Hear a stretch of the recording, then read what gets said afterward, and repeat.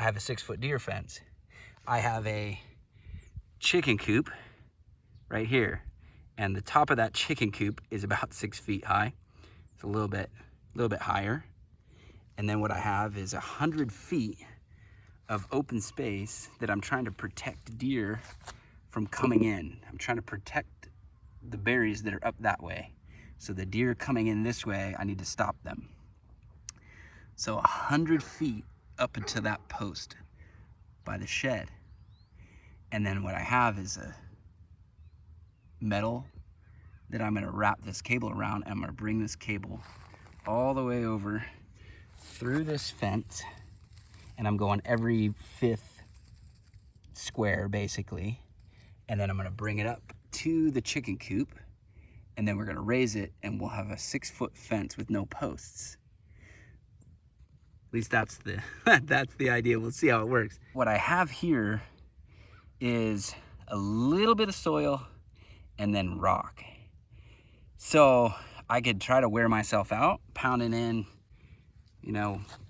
8-foot T-posts if they make them that far, whatever, 7-footers, into this rock. But I tried that over here with this chicken fence, and I'm not getting the posts in the right spot. I think, oh, I'll measure them out 10 feet or something like that, but I'll hit a rock, I'll have to move it over a foot. Real quick on the hardware here, if this is interesting, these are cable clamps. They're also called Crosby clamps.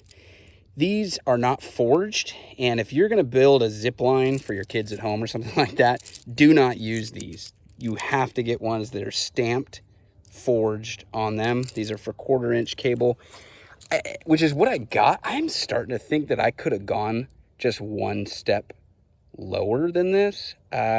We'll see. I mean, I kind of like that size.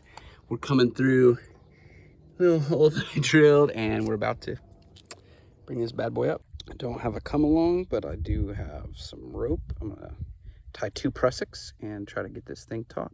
This is just a little snag plus solution update. Not having that come along actually is a bear, because the weight of the cable after you go 100 feet is kind of significant. So mechanical advantage in place. My initial reaction so far is that 100-foot span with 1/4-inch cable was maybe a little bit of a bold attempt.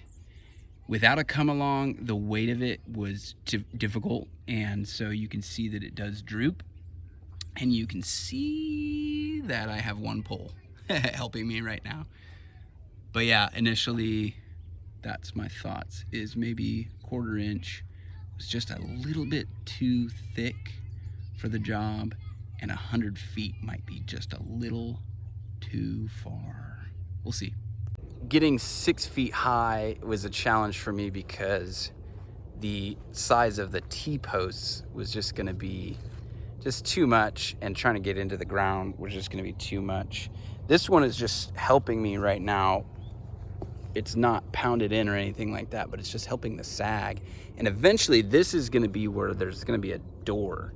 So I'm gonna put like 2x4s or something like that, and it'll help support some of the weight on this.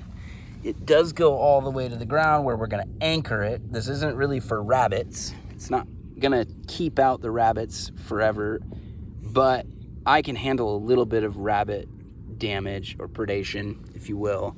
But what I can't handle is a bunch of deer coming in and just destroying this. So we are out here assessing our 100-foot deer fence experiment, and we're gonna give it a grade here.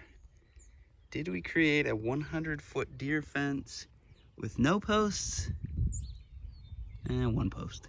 Technically, we did span 100 feet with no posts, but there was enough sag in the cable that I wanted to put 1 post right here in the middle, just to keep it up as high as I wanted.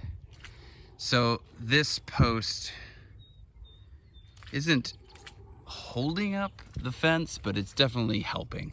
I am gonna try a 3/16 cable next time. I've got an 80-foot fence that I need to put in, and so we will see how that goes. You can stay tuned for that video. All in all, I'd give it a strong B, maybe a B plus. We even had some tornado warnings, and I was curious to see how this thing does in the wind and stuff like that. So it's pretty good. I will leave a link to the type of fence that I'm using in the description of this video. Not sponsored or anything like that, but just doing this to help out anybody that might be interested.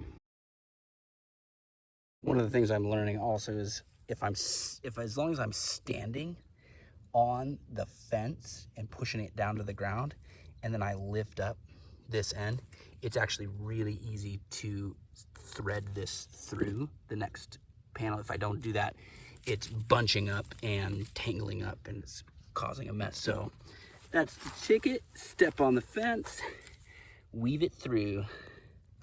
Just a little example of how it can bunch up on you here. So far so good. Curious how long of a fence you can make this way. This is nearly at the end. We're nearly at 100 feet and it just pulls through. Got the spool all the way at the end. I need a little bit more and I'm just pulling it through. So far so good.